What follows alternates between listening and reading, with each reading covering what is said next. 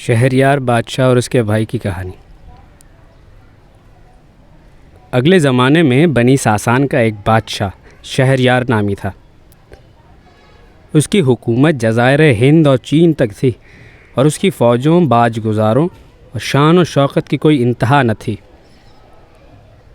اس کے 2 بیٹے تھے جو بڑے بہادر اور شہسوار تھے۔ کئی ملک اس کی حکومت میں آئے۔ وہ اپنی رعیت کے ساتھ بڑے عدل و انصاف سے پیش آتا تھا۔ اس کی رعایا اس سے بہت محبت کرتی تھی۔ اس کے چھوٹے بھائی کا نام شاہ زمان تھا اور اس کا ملک سمرقند تھا۔ 20 سال تک دونوں بادشاہ اپنے اپنے ملکوں پر نہایت خوش اسلوبی اور عدل و انصاف کے ساتھ حکومت کرتے رہے۔ اسی زمانے میں بڑے بھائی کو اپنے چھوٹے بھائی کو دیکھنے کا اشتیاق پیدا ہوا۔ اس نے اپنے وزیر کو حکم دیا کہ وہ جائے اور اس کے چھوٹے بھائی کو اپنے ساتھ لے آئے۔ وزیر اس کی حکم کی تعمیل کے لیے روانہ ہو گیا اور چھوٹے بھائی کے پاس باریاب ہو کر اسے بادشاہ سلامت کا پیغام پہنچایا اور عرض کی کہ آپ کے بھائی کو آپ سے ملنے کو دل چاہتا ہے۔ انہوں نے درخواست کی ہے کہ آپ ان سے ملنے کے لیے تشریف لے چلیں۔ بادشاہ نے اسے بصر و چشم منظور کیا اور سفر کی تیاری کرنے لگا۔ اس نے اپنے وزیر کو قائم مقام بنایا اور بھائی سے ملنے نکل کھڑا ہوا۔ آدھی رات کے وقت اسے یاد آیا کہ وہ ایک چیز محل میں بھول آیا ہے اور پلٹ پڑا۔ جب اپنے محل میں داخل ہوا تو کیا دیکھتا ہے کہ اس کے بستر میں اس کی بیوی ایک حبشی غلام کو لیے پڑی ہے۔ یہ دیکھتے ہی اس کی آنکھوں کے آگے اندھیرا چھا گیا۔ اپنے دل میں کہنے لگا، ابھی تو میں اس شہر سے نہیں نکلا اور یہاں ایسا واقعہ پیش آیا۔ اگر میں اپنے بھائی کے ساتھ ایک مدت تک رہا تو خدا جانے یہ حرام زادی کیا کچھ نہ کر گزرے۔ یہ سوچ کر اس نے اپنی تلوار کھینچی اور دونوں کو قتل کر ڈالا اور فوراً وہاں سے کوچ کا حکم دیا۔ الغرض وہ اپنے بھائی کے دارالسلطنت پہنچ گیا اور شہر میں داخل ہونے سے پہلے اس نے اپنے آنے کی خبر بھائی کو پہنچائی۔ بھائی اسے خیر مقدم کے لیے آیا اور اس سے ملا اور بہت خوش ہوا اور سارے شہر میں چراغاں کرایا۔ اب دونوں بھائی بیٹھ کر خوشی خوشی ایک دوسرے سے بات چیت کرنے لگے۔ اسی وقت شاہ زمان بادشاہ کو اپنی بیوی کا واقعہ یاد آیا اور وہ دل ہی دل میں گھڑنے اور بے چین ہونے لگا اور اس کا چہرہ فک ہو گیا۔ جب بھائی نے اس کی یہ حالت دیکھی تو اس کو خیال ہوا کہ ہو نہ ہو میرے بھائی کو اپنے ملک سے چھوٹنے کا خلق ہو۔ کچھ دنوں بعد اس نے اپنے بھائی سے کہا کہ بھائی، میں دیکھتا ہوں کہ تم روز بروز کمزور ہوتے چلے جاتے ہو اور تمہارے چہرے کا رنگ اڑا جاتا ہے۔ اس نے جواب دیا، بھائی میرے دل کے اندر ایک زخم ہے، مگر اپنی بیوی کا واقعہ اس نے بیان نہ کیا۔ بھائی نے کہا، میں چاہتا ہوں کہ تم میرے ساتھ شکار کھیلنے چلو تاکہ تمہاری طبیعت ذرا بہل جائے۔ لیکن اس نے نہ مانا اور وہ اکیلا شکار کے لیے روانہ ہو گیا۔ بادشاہ کے محل میں چند کھڑکیاں تھیں جو اس کے بھائی کے باغ کی طرف کھلتی تھیں۔ ان میں سے ایک کھڑکی کھلی اور اس میں سے 20 لونڈیاں نکلیں اور 20 غلام۔ ان کے بیچ میں سے اس کے بھائی کی بیوی تھی جو حسن و جمال میں یکتا تھی۔ جب وہ ایک اوس کے پاس پہنچے تو سب کے سب کپڑے اتار دیے۔ پھر بادشاہ کی بیوی نے پکار کر کہا، اے مسعود، تو کہاں ہے؟ ایک سن کر ایک حبشی غلام آیا اور اس سے لپٹ گیا اور وہ اس سے لپٹ گئی اور دونوں ہم صحبت ہونے لگے۔ دوسرے غلام بھی باقی لونڈیوں کے ساتھ اسی فعل میں مشغول ہو گئے۔ دن نکلتے ہی بوس و کنار اور ہم صحبتی ہوتی رہی۔ جب بادشاہ کے بھائی نے یہ ماجرا دیکھا تو اپنے دل میں کہنے لگا، واللہ میری مصیبت تو اس مصیبت کے پاسنگ بھی نہیں، اور اس کا غم و غصہ ہوا ہو گیا۔ اس نے اپنے دل میں کہا کہ میں نے اس سے بڑھ کر اب تک کوئی بات نہیں دیکھی، اور پھر اس نے کھانا پینا شروع کر دیا۔ اس کا بھائی سفر سے لوٹا اور دونوں میں صاحب سلامت ہوئی۔ شہریار بادشاہ نے دیکھا کہ اس کا بھائی شاہ زمان بادشاہ کا چہرہ بحال نظر آتا ہے اور سرخ سفید ہو گیا ہے۔ پہلے کچھ کھاتا پیتا نہ تھا اور اب وہ بدستور کھانے پینے لگا ہے۔ اس نے اپنے چھوٹے بھائی سے کہا کہ بھائی، اب تک تمہارا رنگ فک تھا، چہرہ اترا ہوا تھا، اب تم پھر بحال نظر آتے ہو، آخر اس کی وجہ کیا ہے؟ اس نے بتایا کہ آپ مجھے معاف رکھیے۔ بھائی نے کہا خیر، رنگ فک ہونے اور کمزوری کی وجہ پہلے بتاؤ تاکہ میں سنوں۔ اس نے جواب دیا کہ جب آپ نے اپنے وزیر کو میرے بلانے کے لیے بھیجا تھا تو میں نے سفر کا سامان تیار کیا اور اپنے شہر سے باہر آیا۔ اسی وقت مجھے یاد آیا کہ جو ہیرا میں آپ کے لیے لانے والا تھا اسے اپنے محل میں بھول آیا ہوں۔ میں گھر واپس گیا تو کیا دیکھتا ہوں کہ میرے بستر پر میری بیوی ایک حبشی غلام کو ساتھ لیے ہے۔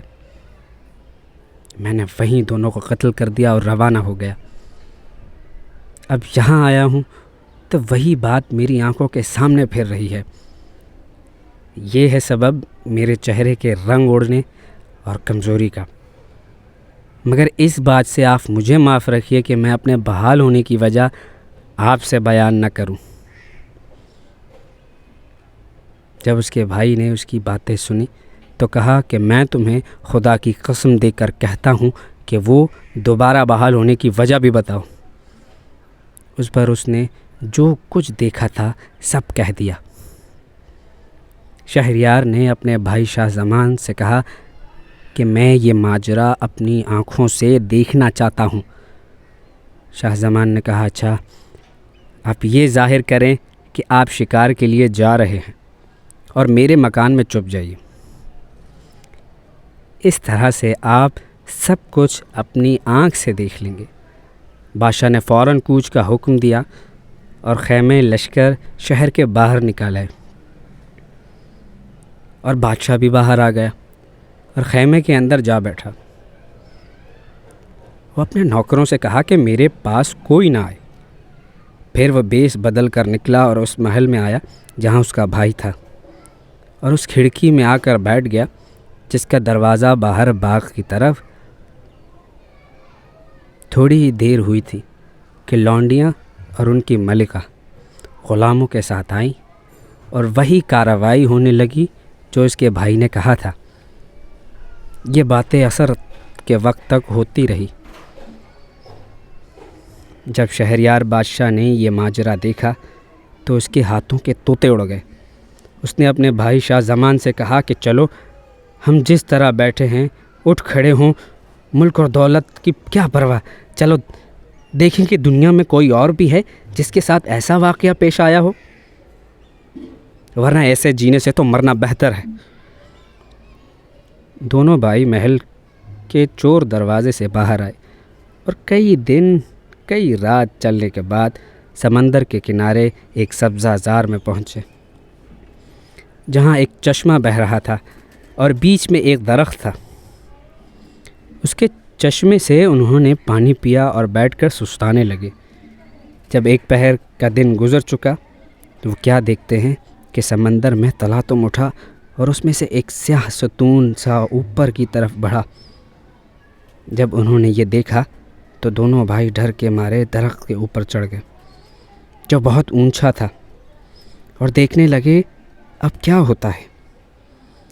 وہ کیا دیکھتا ہے کہ ایک لمبا چوڑا بڑی اور چپٹی کھوپڑی والا اور دیو سر ایک صندوق لیے خشکی میں نکل آیا اور اسی درخت کے پاس آ پہنچا جس پر یہ دونوں بیٹھے ہوئے تھے۔ وہاں بیٹھ کر اپنے صندوق کھولا، اس میں سے ایک بڑا پیالہ نکالا، پھر اس نے وہ پیالہ کھولا اور اس میں سے ایک نوجوان لڑکی نکلی جس کا بدن سڈول اور جس کے چہرے کے آگے سورج مات تھا۔ اندھیرے میں وہ اس طرح چمکتی گویا دن نکل آیا ہو اور اپنے اوپر درختوں کو روشن کر دیتی۔ دیو نے اس لڑکی کی طرف دیکھ کر کہا اے شریف زادیوں کی سرتاج، جس کو میں نکاح کی رات اٹھا لایا ہوں، اب میں چاہتا ہوں کہ ذرا سو لوں۔ یہ کہہ کر وہ لڑکی کے زانوں پر سر رکھ کر سو گیا۔ لڑکی نے سر اوپر اٹھایا تو ان دونوں بادشاہوں کو درخت کے اوپر بیٹھا دیکھا۔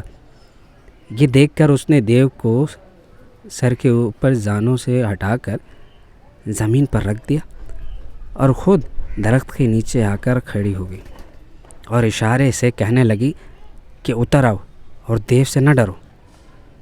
انہوں نے جواب دیا، خدا کے واسطے ہمیں بدکار سے معاف رکھو۔ لڑکی نے کہا، اگر تم نہ اترو گے تو میں دیو کو جگا کر تمہیں پیچھے لگا دوں گی اور وہ بری طرح سے تمہیں موت کی گھاٹ اتارے گا۔ ڈر کے مارے وہ دونوں اتر کر اس کے پاس آ گئے۔ وہ قریب آئی اور کہا کہ آؤ میرے اوپر آؤ، ورنہ میں ابھی دیو کو جگا دوں گی۔ دیو کے در سے شہریار نے اپنے بھائی شاہ زمان سے کہا، بھائی اس کا کہنا مان لو۔ وہ یہی بات کر رہے تھے کہ پہلے کون اس سے صحبت کرے کہ لڑکی نے کہا، میں دیکھتی ہوں کہ تم دونوں نخرے کر رہے ہو اور اگر تم دونوں نے فوراً وہ فعل شروع نہ کیا تو میں ابھی دیو کو جگا دوں گی۔ دیو کے ڈر کے مارے دونوں اس کے ساتھ صحبت کی۔ جب دونوں فارغ ہو چکے تو اس نے اپنی جیب سے ایک تھیلی نکالی جس میں ایک ہار کی شکل میں 570 انگوٹھیاں پروئی ہوئی تھیں اور ان سے کہا کہ تم جانتے ہو کہ یہ کیا ہے؟ انہوں نے کہا نہیں۔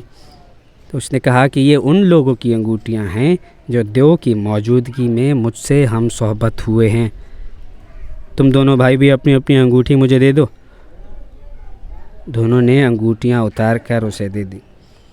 اس نے کہا، سنو، یہ دیو مجھے نکاح کی رات اٹھا لایا ہے۔ وہ ایک پیالے میں بند کر کے اس صندوق میں رکھا ہے اور اس صندوق میں 7 قفل لگا کر مجھے گہرے معجن سمندر کی تہ میں پوشیدہ رکھتا ہے، مگر اسے یہ خبر نہیں کہ ہم عورتیں اگر کچھ چاہیں تو دنیا کی کوئی چیز ہمیں روک نہیں سکتی۔ حضرت یوسف کے قصے سے عبرت حاصل کرو، اس میں تمہیں بعض سازشوں کا پتہ لگے گا۔ کیا تمہیں بابا آدم کا حال معلوم نہیں کہ وہ انہی کی وجہ سے نکالی گئی؟ اور اس لڑکی کی یہ باتیں سن کر دونوں بادشاہ ششدر رہ گئے۔ ایک نے دوسرے سے کہا کہ دیکھو، یہ تو دیو ہے، لیکن جو ماجرا اس کے ساتھ ہوا وہ ہم میں سے کسی کے ساتھ بھی نہ ہوا۔ ایسی بات تو اب تک دنیا میں کسی کے ساتھ پیش بھی نہ آئی ہوگی۔ وہ فوراً الٹے پاؤں پھرے اور شہریار بادشاہ کے دارالسلطنت پہنچے۔ شہریار اپنے محل میں داخل ہوا۔ وہ اپنی بیوی اور ان سب لونڈیوں اور غلاموں کی گردن مار دی۔ اس کے بعد اس کا یہ دستور رہا کہ وہ ہر رات ایک باکرا سے ہم صحبت ہوتا اور پھر اس کو قتل کر ڈالتا۔ یہ ماجرا 3 سال تک جاری رہا، یہاں تک کہ لوگ اپنی اپنی بیٹیاں لے کر بھاگ گئے۔ اس شہر میں کوئی نوجوان لڑکی باقی نہ رہی۔ بادشاہ نے اپنے وزیر کو حکم دیا کہ وہ بدستور ہر روز ایک لڑکی لائے۔ وزیر گیا اور بہت جستجو کی، لیکن اسے کوئی لڑکی نہ ملی۔ آخر کار وہ مایوس ہو کر گھر آیا۔ دل ہی دل میں بادشاہ کی طرف سے بہت خائف تھا۔ اس کی 2 لڑکیاں تھیں، ایک کا نام شہرزاد تھا اور چھوٹی دنیا زاد۔ بڑی نے تاریخ اور پرانے بادشاہوں کی حالات اور گزشتہ قوموں کے واقعات کے متعلق بہت سی کتابیں پڑھی تھیں۔ کہا جاتا ہے کہ اس کے کتب خانے میں گزشتہ قوموں اور پرانے بادشاہوں اور شاعروں کے متعلق 1000 کتابیں موجود تھیں۔ اپنے باپ کی یہ حالت دیکھ کر اس نے کہا کہ آپ کیوں اس قدر پریشان نظر آتے ہیں اور کس چیز نے آپ کو غمگین کر دیا ہے؟ وزیر نے اپنی بیٹی سے سارا ماجرا بیان کر دیا۔ لڑکی نے کہا، ابا جان، میں آپ کو قسم دیتی ہوں کہ آپ میری شادی بادشاہ کے ساتھ کر دیں، یا تو میں زندہ بچ جاؤں گی اور یا مسلمان بچیوں پر نثار ہو جاؤں گی، ان کو اس بادشاہ سے نجات دلاؤں گی۔ باپ نے کہا کہ میں تمہیں قسم دیتا ہوں کہ ایسی باتوں کو اپنے دل سے نکال ڈال۔ اس نے کہا یہ تو ہو کر رہے گا۔ باپ نے کہا کہ کہیں تیرا وہی حال نہ ہو جو گدھے اور بیل کا کسان کے ساتھ ہوا تھا۔ اس نے کہا یہ کیا قصہ ہے؟